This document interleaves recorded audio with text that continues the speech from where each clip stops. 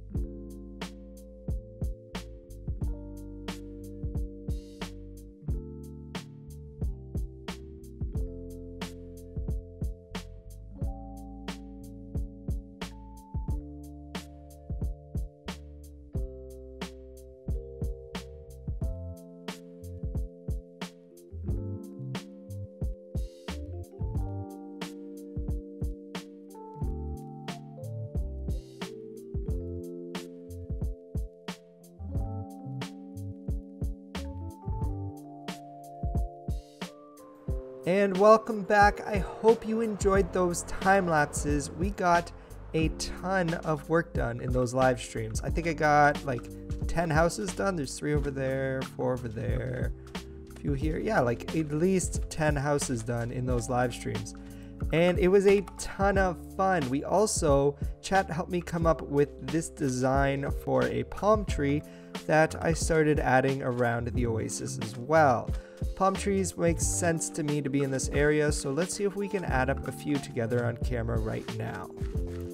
I feel like this spot right here could definitely use another palm tree. So we're gonna grab some jungle logs and Alright, we want to actually position these outer ones so that they are facing out, and then we'll come up, and at this point you want to start bringing it diagonally. So I'm going to place some leaves here, go up 2, go diagonally again, go up 1, and then we're once again just going to go up 1. So that should be good enough for the branches or the stem of our palm tree here. Now let's get started figuring out what we do for the leaves. The leaves are actually quite simple. First, let's make sure we have jungle leaves, and I'm going to climb up on top of here.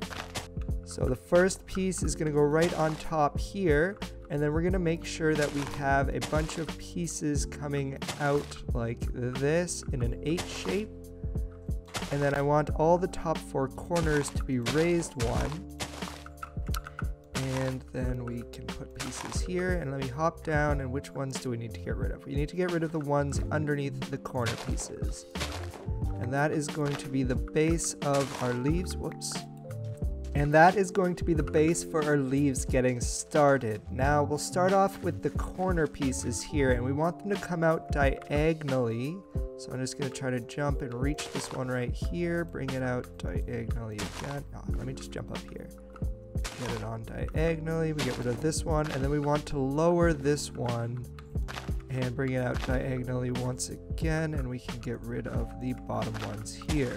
So that is how the diagonal branches want to be. You want to come out flat and then bring it down 1. So I'm going to add that to the other 4 and show you how that looks.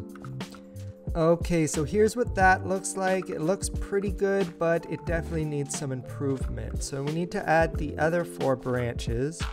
So if I tower up with some dirt here, and I believe I want to bring this up 1 and out 2, then we can come down 1, and I think we actually want to come down once more. Let's see how that looks.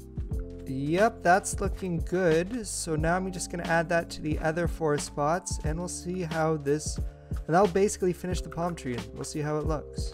Okay, and that is the basic palm tree. You've got the leaves spread out pretty far. Now the last thing you can do is come in and add a few stairs to really kind of make it not feel like there's some floating blocks all over the place. I think that probably helps bridge the gap on that a lot. Pretty good. Actually, this one doesn't look that good.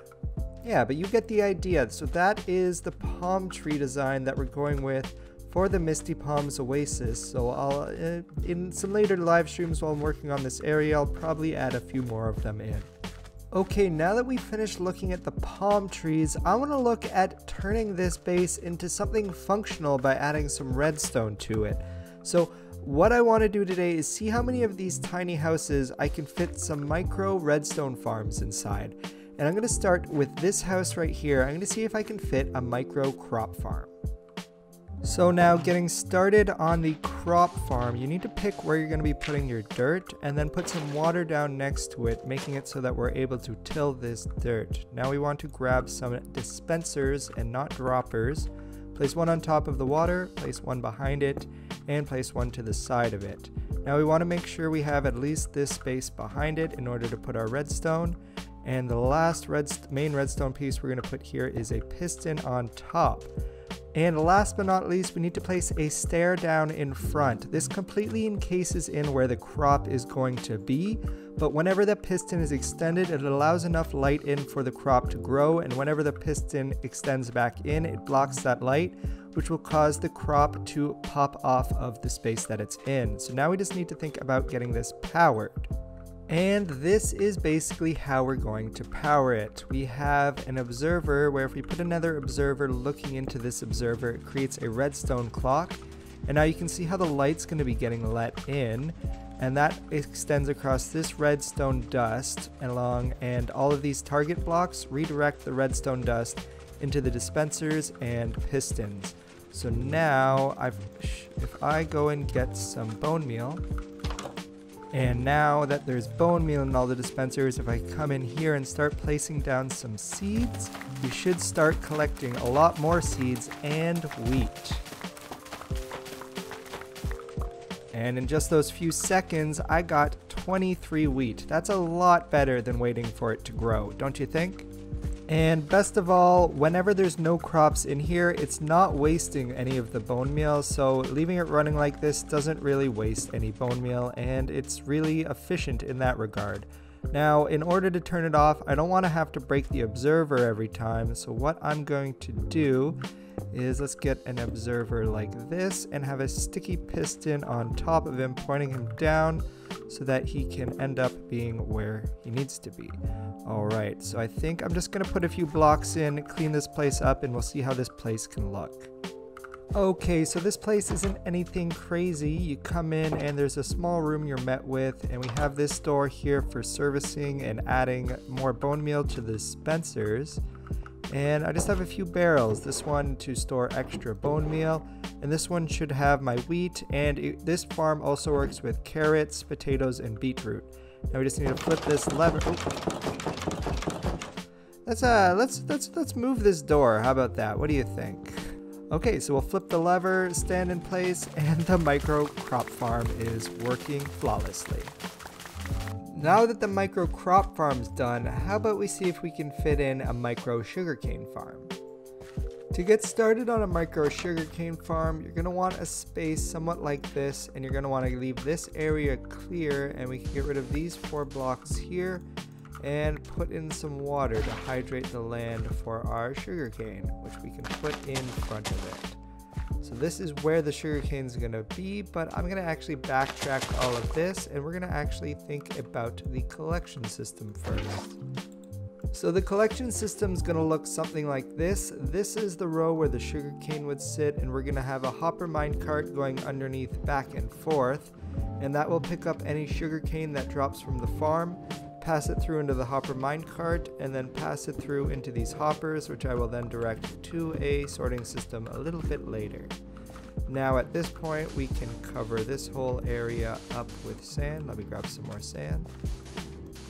And we can continue to do what we were doing before by getting rid of these 4 blocks and putting our water in and then our sugarcane in.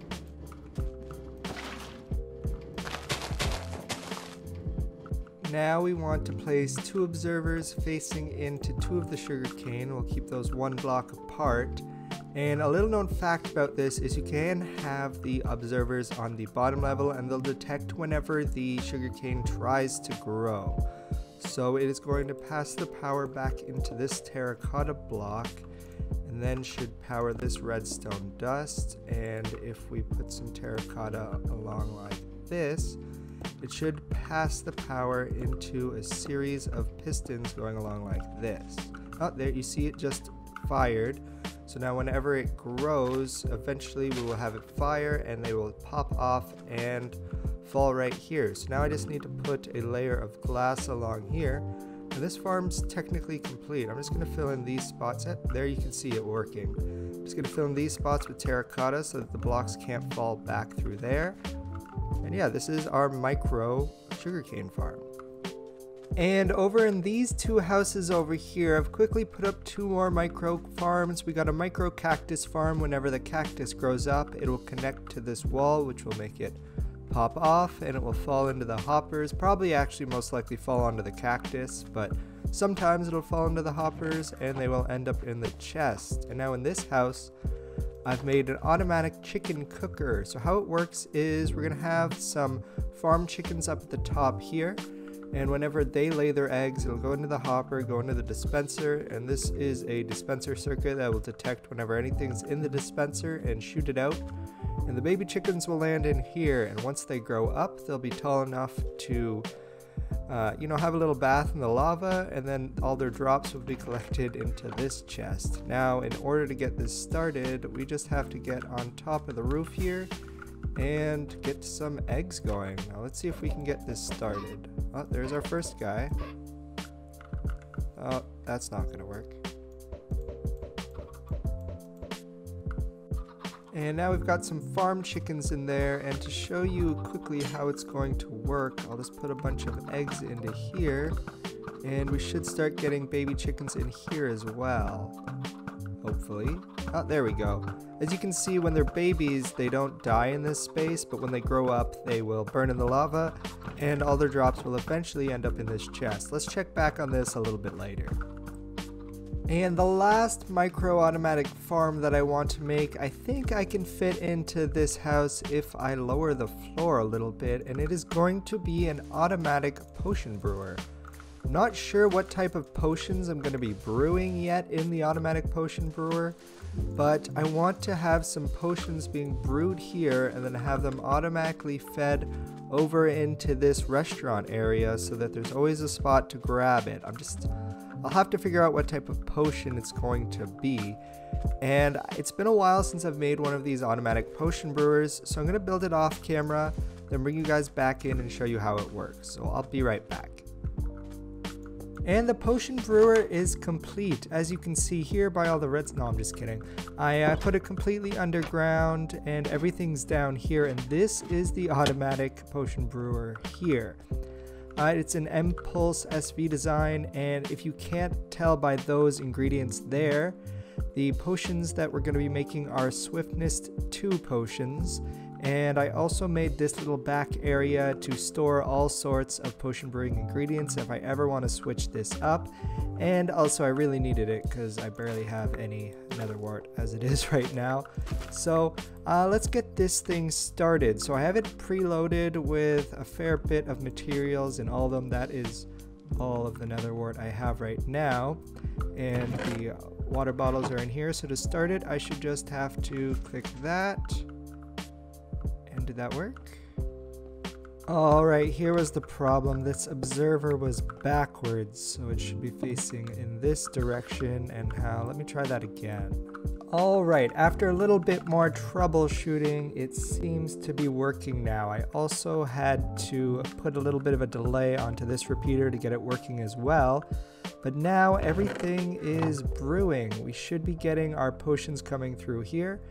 It has automatically made us our awkward potion. This is now being turned into a potion of swiftness, and it is now making a potion of swiftness 2. Once that is done, it should put them into this chest, and that will activate the system again to make more potions. Okay, we can see everything draining out. And it's getting our next set of potions going. Perfect. All right. As basic as I can explain this, we have our loaded system here. You want the nether wart on top, and you preload this with a nether wart at the start. And then you want to put your potion ingredients in here. It can go up to 4 ingredients. And then what will happen is this will come along and it will power, whoops. These 2 blocks will get powered, pushing all of these out at the same time, and it will load the correct ingredients into the brewing stand in the right order. And it will eventually get a full double chest here full of Swiftness 2 potions. Now I just need to look at sending all those Swiftness 2 potions over to the restaurant.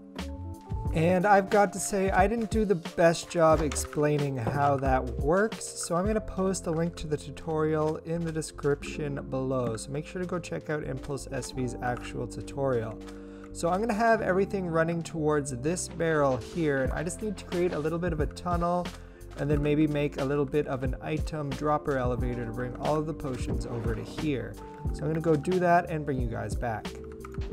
And here's what that item elevator looks like. Over here we have got the item elevator, and everything should flow up to that barrel that I set up. Here, let me just grab a hopper from here, and as soon as I place this here, it should start draining all the bottles and sending them over there. Okay, let's have a look in the restaurant. And I took a little bit of time and did a little bit of decoration in here, put a few tables around, put a little bit behind the bar, and yep, we now have one spot to go to get all the potions of swiftness that we need. Okay, this is perfect. All right, now I'm just going to let's give one of these a drink and see how fast we go. Oh yeah, you move nice and fast with one of these. Okay, so that is the potion brewer complete. Now let's see, what else can we work on in this area?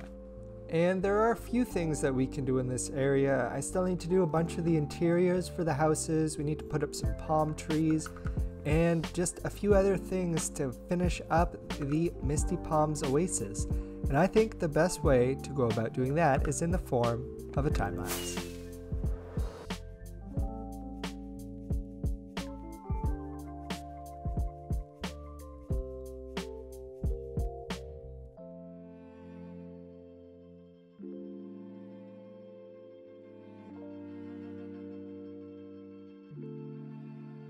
Welcome back. I hope you enjoyed that time lapse. Unfortunately, I'm running out of time for the episode, so I didn't get as much done as I had planned, but we got this nice little farming area done, and we managed to bring Appa and my tent out front of the village so we have a place to stay while we're visiting here.